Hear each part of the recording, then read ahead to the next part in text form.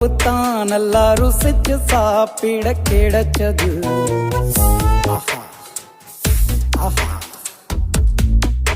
அத நினைச்சுத்தான் மனோ உலகம் முழுவதும் பருக்குது.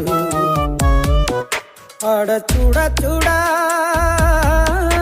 அட சுட சுட அந்த மதுரை மல்லிப்பூ இட்லியே மீன் குழம்புல கொஞ்சம் புரட்டி சாப்பிட எச்சிலு ஊறுது உள்ளுக்குள்ள. இந்த போறப்பு தான் நல்லா ருசிச்சு சாப்பிட